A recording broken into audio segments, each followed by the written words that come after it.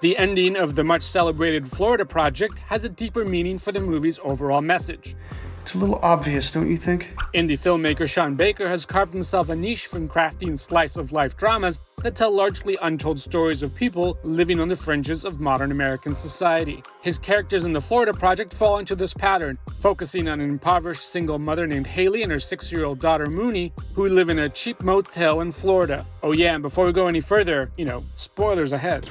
Although they live in the cheerfully named Magic Castle Motel, which is situated only a few miles from Disney World, it might as well be a whole universe away, as the pair try to eke out a living under the poverty line. The focus of the Florida project is mostly on Brooklyn princess Mooney, whose childlike wonder, innocence, and imagination elevate her above her bleak circumstances, even as her mother resorts to increasingly desperate means like sex work to make ends meet.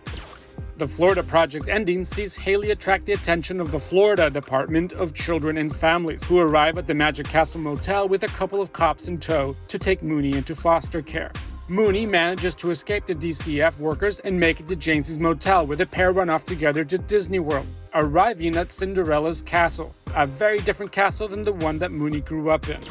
Although the Florida project's ending has been hailed as one of the best endings of the 2010s, it did leave audiences divided, with questions raised over whether the final scenes are real or a figment of Mooney's imagination. After all, it would take a pair of 6-year-olds quite some time to get from Kissimmee, Florida to Disney World.